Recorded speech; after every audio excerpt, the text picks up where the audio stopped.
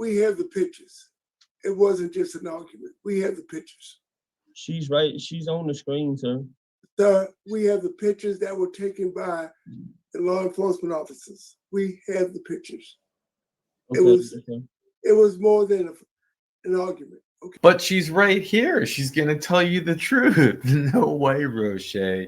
He says, we got the picture, sir. I mean, it's like you have 500 IQ going against the 8 IQ classic parole hearing situation, parole revocation hearing. And we're going to see a few revocation hearings with different outcomes today. So with that, let's jump in.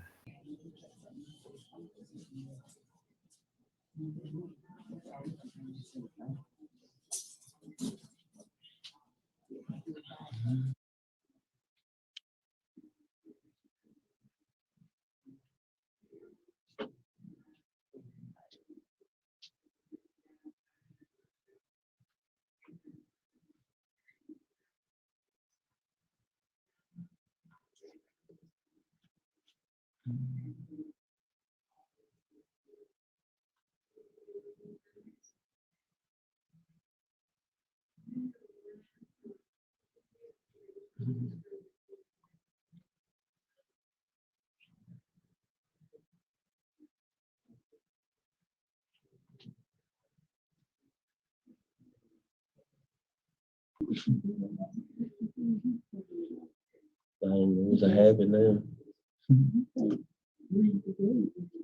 Good morning, Board. I believe we're ready to start the preliminaries at Iberville Parish Jail. Thank you, Ms. Teresa. Good morning. The Committee on Parole is called to order. Today is December 3rd, 2020. Time is 8:38 a.m. My name is Alvin Roche. I will serve as chairman for the revocation hearings this morning. The panel is you will charge under revised statute 14:103A1, disturbing the peace by fighting. Okay. And you pled guilty to a fiscal encounter in such a manner it disturbed and alarmed the public. Okay. I never got the paperwork. I'm sorry. So you are charged with domestic abuse by fighting. So it was domestic? I'm sorry. You were charged with disturbing the peace by fighting. Okay. I didn't know. I'm sorry. I never received a copy on my end. Okay. Now, do you have any other statement about the violation of condition number 4? Yes, sir. I just want to say I know I did wrong, and I take full responsibility for arguing, with my significant other. It wasn't gonna go any further than it did. It was just an argument, and if the grandma of her little boy. Mr. Richard. Yes, sir. We have the pictures. It wasn't just an argument. We have the pictures. She's right. She's on the screen, sir. Sir, we have the pictures that were taken by the law enforcement officers. We have the pictures. Okay, it was more than an argument. Okay. Mr. Marabella, do you have any questions?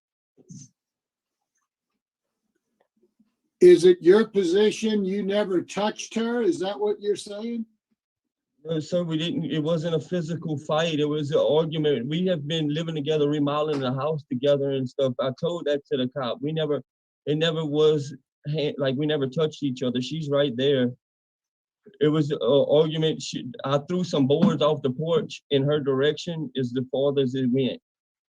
Like they was thrown on the porch. I just threw them off, and it was towards her direction, but I couldn't see because the porch was blocked off. I mean, it wasn't. We never got to where we put hands on each other. We never did. We've been living together for 9-10 months, going on a year now, but we never got physical with it. The police report indicates that the deputies saw you throwing a board at her. You Yes, deny sir. that? No, sir. I threw the board off the porch in her direction. Yes, sir, I did.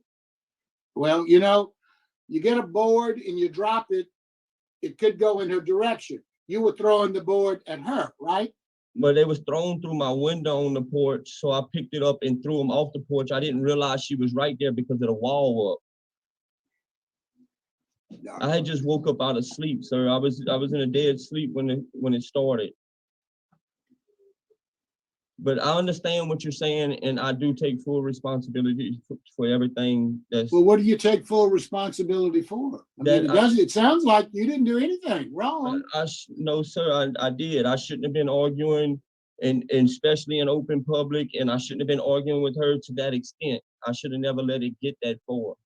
Well, I thought you were sleeping. How were you sleeping? How'd the argument start if you were sleeping? The argument was before that, like we were supposed to be breaking up, and when I went to sleep, her and her son was gone. And when I woke up to a little bit of commotion because she was trying to get the rest of her stuff out the house, that's when I found the boards on the porch, and they had came through the window, so I threw the boards off the porch. And when I opened like the door fully after I threw the boards is when I seen her standing there and the cops pulling up. And what about the pictures with the with all of the marks on them? On me? On her? Both of us had marks from like, we had just moved in the house that was surrounded by like a bunch of bushes and stuff we've been chopping on. We've been remodeling the house, just me and her. We didn't have no, contractors.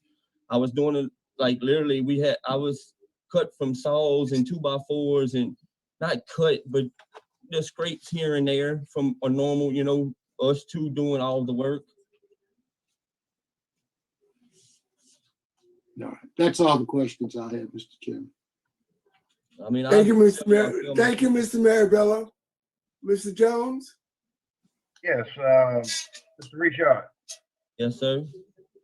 Who called the law enforcement? Who called them? I want to say, see, every weekend her son goes to the grandma's, and he was with the grandma.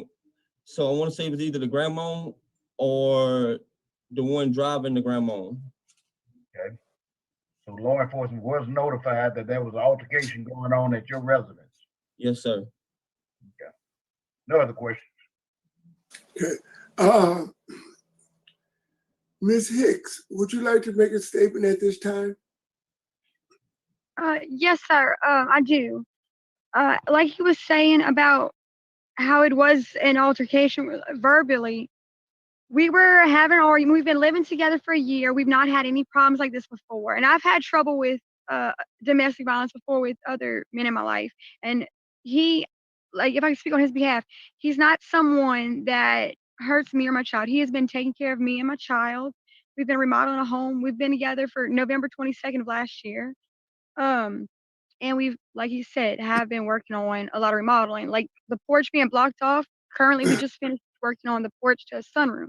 So whenever I woke him up, the door was locked. I banged on the door to, get him to wake up, to let me come get the rest of my stuff. And I threw stuff on the porch because I couldn't get him to wake up, fast as I wanted him to. And it was an overheated, really passionate argument, but he stayed behind the locked door for the majority of the time, and on the porch while I was down the steps trying to get in and kind of throwing a fit to get in, get the rest of my stuff. And the person who called was my brother. Well, my kind of like my brother, stepbrother. They came to pick me up and everything because I called them to come pick me up, and they knew I was leaving and arguing. They hear me hollering and throwing a fit, so they made the phone calls and everything. But I never wanted to press charges. Neither one of us wanted to press charges. He's not somebody that's a violent person. He has not been violent towards me. He's been good to me and my little boy. He's been, in a time this year when it's been hard to get jobs, he's been doing odd jobs, working with his stepdad, to kind of maintain everything. And in my opinion, he shouldn't be revoked. especially because of this setback. Whereas, like, I was on probation too, but Miss Marie Jenkins was able to help get me out instead of me being revoked, which personally I would think would be unfair because I don't see him as a violent person. Thank you, Ms. Hicks. Mr. Marabella, Mr. Jones, any questions? I have a couple of questions. Ms. Hicks, you made a statement to the police, did you not? No, sir. You didn't write a statement out on July the 28th of 2020, where you No. said that we got into an argument and he said things to hurt my feelings and got me all riled up, and we start to argue to where it gets physical. So I take me and my son. You didn't write that? That isn't your handwriting? It's signed by Gloria Hicks. Is that you? I never turned in a statement. Like when I Well, I began to write a statement, but I didn't leave a statement there. But yeah, that's what I did in the beginning. Like when we first argued the day before, I left and I came back, which is another thing. The child endangerment, my child was not there at that time, but I left before he got bad, before he got I'm to going to ask you again, and I'm going to read to you your statement. And you said that I woke up and continued packing and making breakfast, and immediately he began to pick arguments and say things to hurt my feelings and get me riled up, and we start to argue to where it gets physical. So I take me and my son. Now, you didn't write that? Yes, sir. It got physical? Is that where the bruises came from? And No, sir, the bruises did not come from me getting physical. We weren't being physical with each other. Like I'm throwing things around the house. I'm, Well, what does it mean when you say it got physical? Where we started to tear up the house, like throwing stuff around. Like I get really high headed. I throw stuff around and break things when I'm, having a fit. And that was the issue. Like all the hurtful things that was being said. That's why, like when he had left that morning, and that's when I had left to go to the neighbor's house. You did or did not say it got physical? Yes, sir, but I don't mean physical as far as like What we do you were fighting mean or by hurting. physical?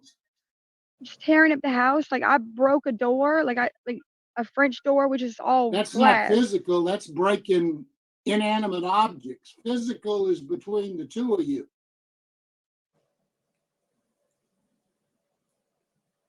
Yes, sir. We never put, like he never put his hands on me to hurt me. He never purposely, like when things are getting thrown around, it's heated and we'll get hurt throwing stuff like what happened outside. But So you got hurt because y'all were throwing things at each other. yeah, which is like more towards the end, like when I was outside. That was later on that day. But Like when yeah, when the police said they saw him throw a board at you. yeah, he was on the porch up top, and he threw the board off the porch through the doorway, and I was down by the steps. And I had walked off steps and walked on. He didn't know I was still right by the steps. It wasn't like. All right, that's all I've got. Mr. Jones?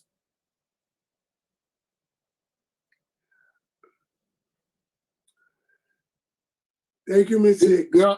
Okay. Any questions? Thank you, Mr. Jones. Thank you, Ms. Hicks. Mr. Richard, would you like to make a short closing statement?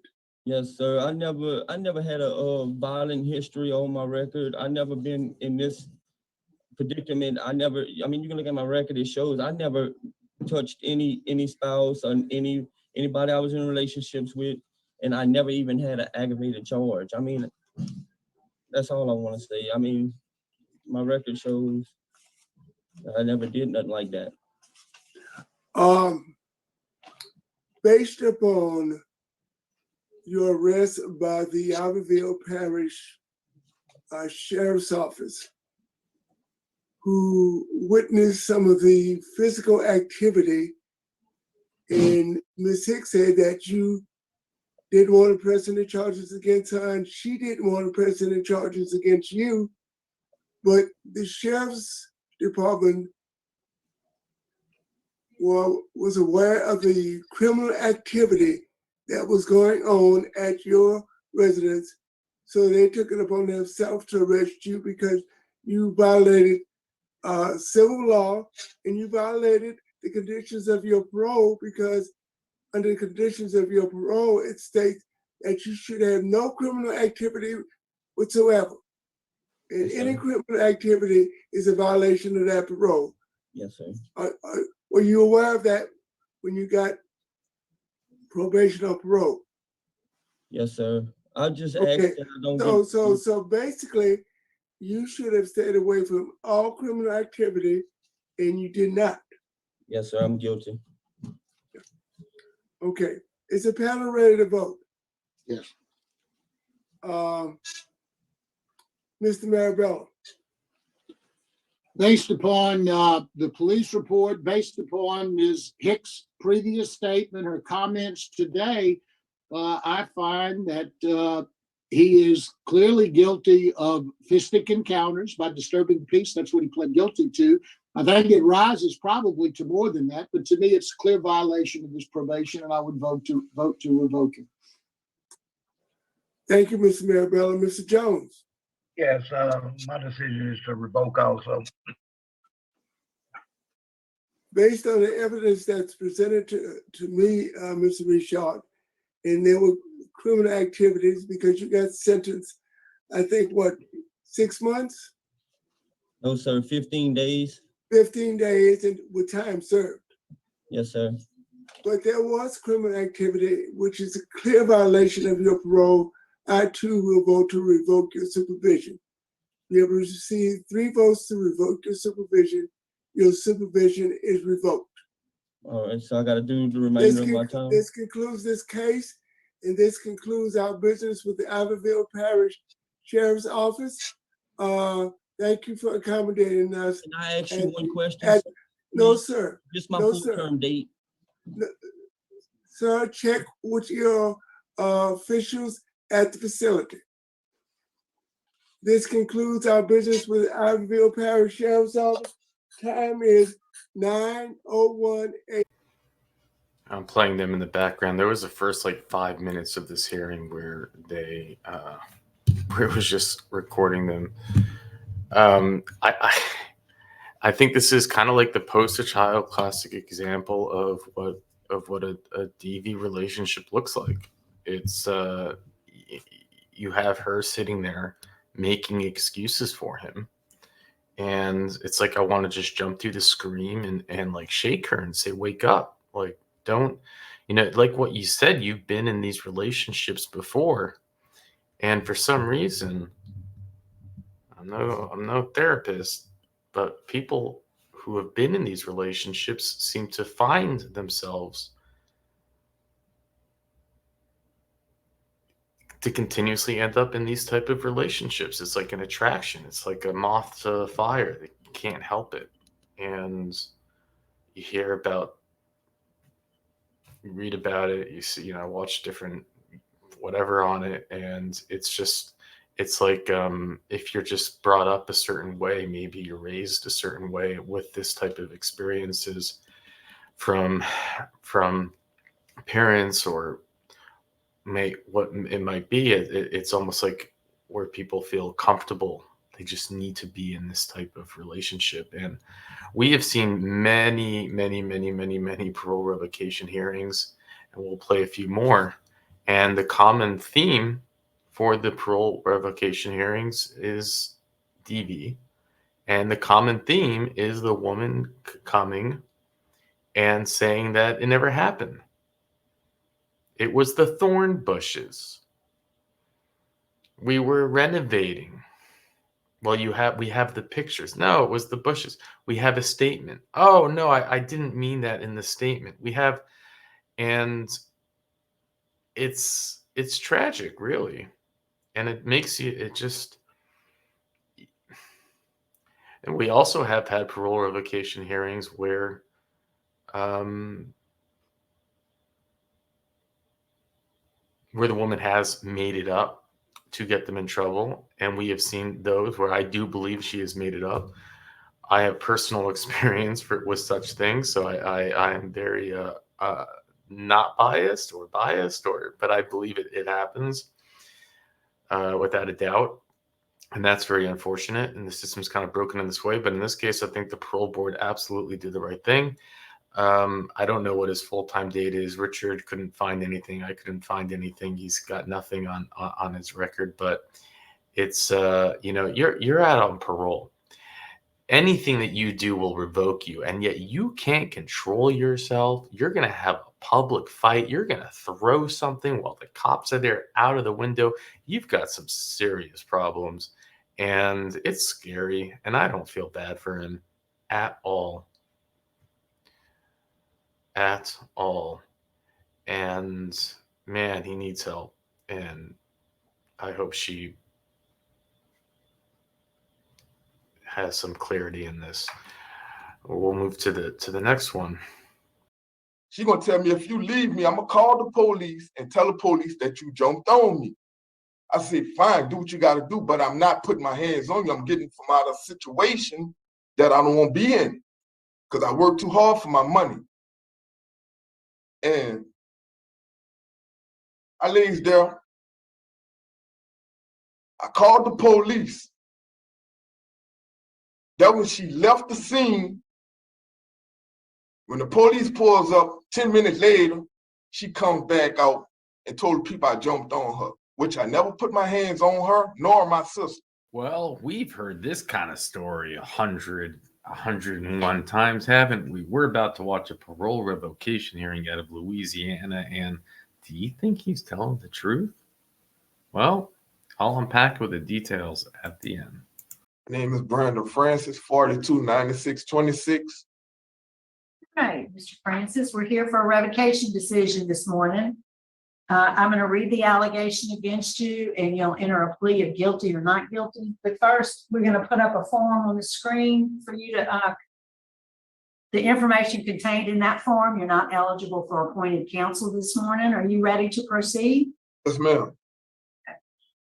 You're accused of violating the conditions of your parole, specifically condition number 4.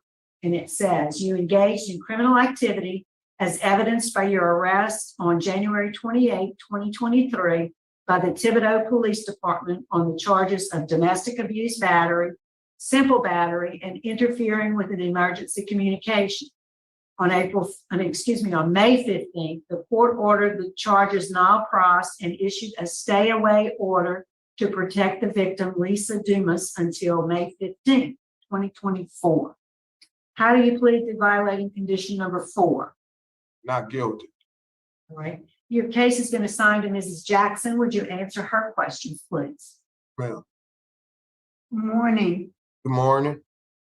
How long have you been detained on this since January the 28th. of 2023?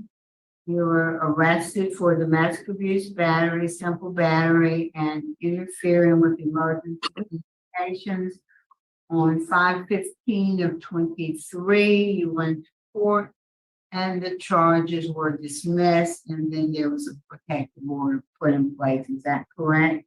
Yes, ma'am. All right, what would you like to say about the situation that led to your arrest? See, Miss Jackson, I just had got paid on the 25th, which was a Wednesday. Okay. All this here started from the 26th when I allowed her to use my vehicle to go to the store, and I told her to pick me up at 10 o'clock that night when I got off from work, but she didn't. I was working at La Costa restaurant and Big Mike's restaurant. Okay, go ahead. And I was getting these text alerts every time you swipe my card. And it was letting me know, coming to my phone, letting me know that my card was being used at a casino. So when 10 o'clock came, I was calling her. She never answered her phone or nothing like that. So I had to walk all the way home, you know what I'm saying? And when I got there, I had to get in the house, took my bath, and I'm waiting. I'm just sitting up waiting until she get home. She come home like 5 minutes after 4 the next morning. So as she coming in, I'm get my keys from her so I could get in my vehicle to go to my apartment. So, and I'm asking about, I'm like, do you have my bank card? She like, no, I don't. I'm like, look at the text alerts that come into my phone from somebody using my card. So I go in my car and I'm looking for my wallet. I don't see my wallet. She took my wallet. All right. So I went to my apartment, stayed there. That's Friday, went to work. Saturday, she asked me to use my vehicle again to go to a baby shower at 11 o'clock. So I said, man, pick me up at 10 o'clock tonight. Okay. Around about 11:15, I'm getting text alerts. So that night, when I catch a ride home, I go to Blake's truck stop. I see her coming out the casino, her and my sister, stepsister, coming out the casino. And I'm like, hold on. What you doing here? I thought you was going to a baby shower. Oh, we just come from a baby shower. No, you coming from out the casino. Give me my card. So she like, I don't have your card. I said, well, what is this? I'm showing her all the text alerts. All right. I'm going home. I said, go home. I'm coming over there to get my stuff from your house, and I'm going back to my apartment. I went in the store, purchased a pack of cigarettes, left, went to her apartment. I asked, I said, please give me my card so I could leave. She gonna tell me, if you leave me, I'm gonna call the police and tell the police that you jumped on me. I said, fine, do what you gotta do, but I'm not putting my hands on you. I'm getting from out of a situation that I don't wanna be in because I work too hard for my money. And I lays there. I called the police. That when she left the scene, when the police pulls up 10 minutes later, she comes back out and told the people I jumped on her, which I never put my hands on her, nor my sister. They have photos of the incident. If I would have been beating her up like she said I did, punching her in her face and stuff, her whole face would have been busted up. I was the one that got scratches on me. I have the right to defend myself, but I never put my hands on this lady.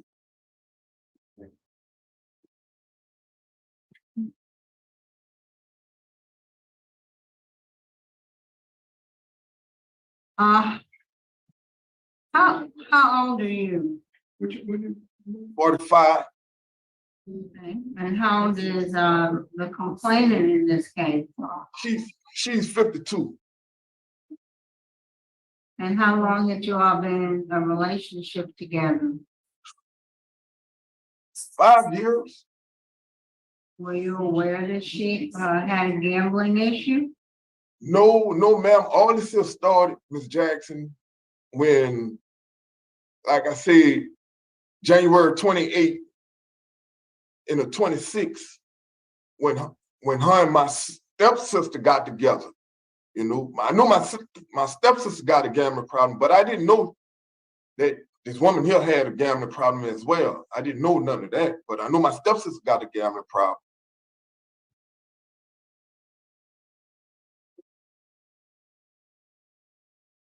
I went through the probation officer's narrative, and you have been in compliance with your supervision up until you got arrested for this. You maintained employment. Every time you changed employment, you advised your parole officer. You were always available for contact, and they didn't have any issues with you up until you were arrested on these charges. Is that correct? Yes, ma'am. What are your intentions with respect to the relationship you were in with this woman? Well, it was like an on and off thing, you know, like when she'll go to fussing when I don't give her no money because I was the only income coming in the house. I was paying my bills and her bills, but she'll get mad and I just leave and go back to my apartment because I don't want to be around this old negativity stuff, you know. I'm trying to keep a clean slate and do what I'm supposed to do as a man, by working and staying out of trouble until I get off parole. So you don't plan to be in a relationship with her going forward? No, ma'am. No, ma'am. I'm done. I'm done with her. All right, thank you. That's all. Mr. Francis, is there anything you'd like to say to us before we vote? No, ma'am. All right, we're prepared to vote. Ms. Jackson. All right, Mr. Francis, my vote is do not revoke and return you to supervision.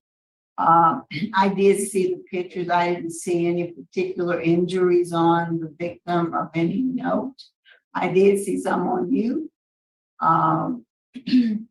And you were doing everything you were supposed to do on parole. We had no issues with you whatsoever, and do not believe that this incident should result in your revocation. So my vote is do not revoke, return to supervision.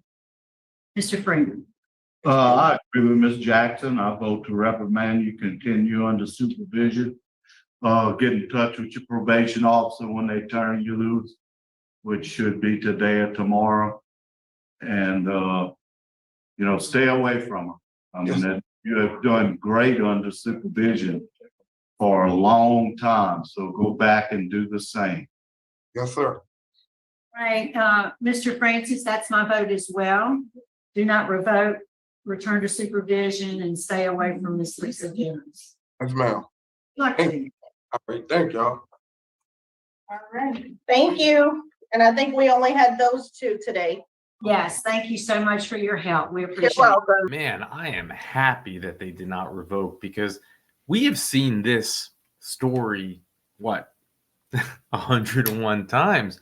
And in this case, I believe him hook, line, and sinker. I believe him.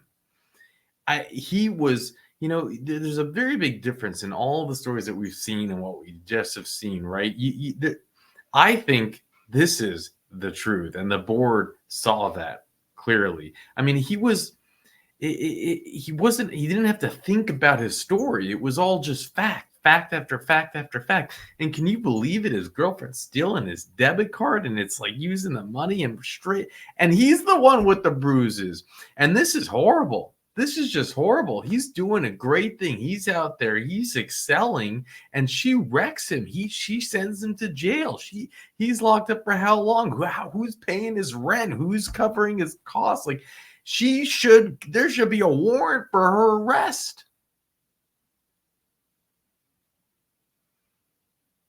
Wow, we don't see a lot that where it seems that she actually did make it up, but it does happen, and I think we just saw it. And I wish that I could share additional information on this case. The problem is it's quite a popular name, and Richard did find something, and when I first saw it, I said, whoa, it was someone who was there's news articles, and the DA actually speaks, and that's because the guy with the same name, Brandon Jr. Francis, actually was wanted for homicide, and he took a plea deal, and he's wanted for a second homicide because he was the last person seen with a woman who just disappeared off the face of the earth, and that is not the same Brandon Jr. Francis. So I don't have other information on him. This revocation hearing took place in 2023, and I don't have any updates. I'm sorry. I wish I could tell you, because it's just, again, a popular name. But why I thought it was important to show this in conjunction with the hearings we just saw is that we just see over and over again that we can't believe what we see, but every once in a while there is an exception to the rule, and we just saw it. And with that, I'll let you go. 138. All right, Nicole, we're here for a revocation hearing. I'll read some charges to you. You'll plead guilty, not guilty, guilty with a statement, or not guilty with a statement. Do you understand the process? Yes, sir. Do you have a parole revocation questionnaire in front of you? Yes, sir. And is that your signature at the bottom? Yes, sir. All right, you can read and write? Yes, sir. Okay, so you're not eligible for appointment of counsel. All right. Rule number 3, on or about 1/19/2021, a warrant was issued for you leaving your residence in Texas and failing to notify your parole officer. Your whereabouts were unknown until your arrest, 2/26/2021. How do you plead?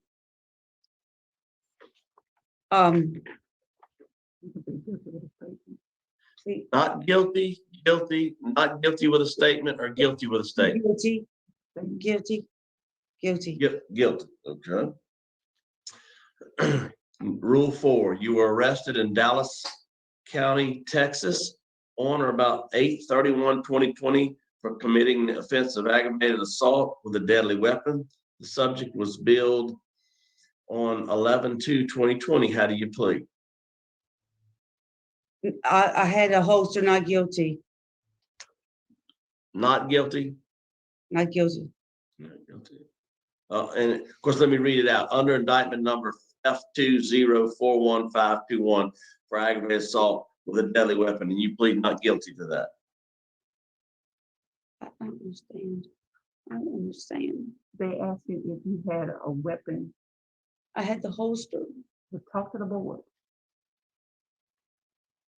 So do you understand that charge? This is the charge that they're saying. They're saying that you were arrested in Dallas County on or about 8/31/20. Not guilty, not guilty. Not, okay, that's good. Number 5, on or about 8/31/2020, the subject was in possession of a firearm according to the bill of indictment for the offense of aggravated assault with a deadly weapon in Dallas County, Texas. How do you plead? Not guilty. Not guilty. All right. Would you answer Mr. Roche's question, please? Yes, sir. Good morning, Ms. Lejeune. How are you? I'm good. Okay.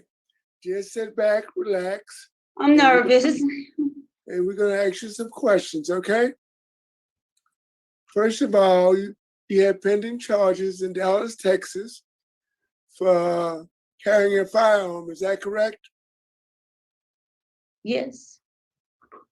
Has the charges that were brought against you in this complaint, have they been finalized? Have they been finalized? Yes. No, sir. I have a lawyer and the charges are going to be dismissed. Have they been dismissed already?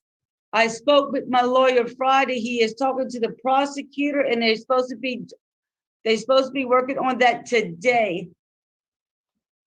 Okay, and is that both charges on both arrests? Yes, sir. They're supposed to be doing that today. Okay. So you did leave your residence in Texas without permission and without a travel permit. Is that correct? I did leave my residence. My daughter gave birth, or that was for the pandemic with COVID. I understand why you left, but you were on parole supervision or probation from the state of Louisiana, and you had an interstate compact. Yes, I was. You had an interstate compact. Yes. Is that correct? Yes, sir. And you were under the supervision of the state of Texas Parole and Probation Division. Is that correct? Yes, sir. And you left, and you left Texas, and you came to Louisiana without permission or a travel permit. Yes, sir. I did do that. Yes, sir. Okay. Now, do you realize that a part of your parole supervision contract was to stay at the residence assigned on that particular parole certificate? Since you're out of state compact, you were assigned to the state of Texas, and you had to let the state of Texas know exactly where you were going and all of your movements. Do you understand that? Yes, sir. I was wrong with that. Yes, sir. I was wrong with that. Yes, sir. Okay. So basically, and you realize that absconding from your assigned address and going out of state is a revocable offense. Do you understand that? I do. Mr. Chairman, I have no further questions. Ms. Renatza? I have no questions. All right. Would you like to make a statement on your behalf?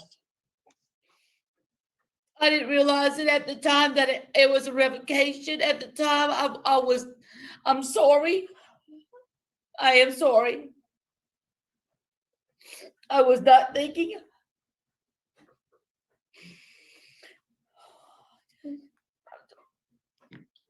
Any award would like to make any comment? Anybody would like to make any comments? No, sir, I don't have any comment. All right, thank you. Is the panel prepared to vote? We are. Mr. Roche? Ms. Lejeune, in reading your case, and I read the entire preliminary hearing, and I read the charges, I find you guilty of violating conditions number 3, 4, and 5 of your parole supervision contract. Therefore, I will revoke your supervision. Ms. Renata? I do. You pled guilty to violating condition number 3, like Mr. Roche, however. I also find you guilty of violating condition number 4 and 5. So my vote today is to revoke your parole. If 2 votes to revoke, I also find you guilty of rule 3, 4, and 5. My vote is to revoke today. Today, your parole's been revoked. Good luck. But I didn't. So we have zero information on this case. Don't know what she's originally in for. Don't know if she's still in. It's kind of a black hole. Sometimes this happens because they have 2 last names and it's difficult to find it. But I don't know really what to add. She's like, oh, I just had a holster. It's like, oh yeah, I mean I just walk around with a holster because, well, why not? It's just, haven't you seen it's the latest style to have a holster? It's just kind of bizarre, right? And then what's interesting too for this is, remember, it's not like she gets revoked and all of a sudden the next morning she's in front of a parole revocation hearing and she'd be emotional. There's time. Oftentimes it's weeks and months before you get a revocation hearing. Sometimes it happens a little faster, but it's never like the instant effect where you're going to be like confused and shocked and crying, which is what we saw here. And I don't mean to be completely skeptical, but you see enough of these and you begin to just think that she's turning on the waterworks and acting confused as a pure act of manipulation. And the parole board was not impressed for a second. And, it's interesting to think, that was, I guess that's maybe something she falls back on, something she's used to falling back on in the past. I'm sure it might have worked the first, 20 years or so of her life, but eventually it's not cute anymore.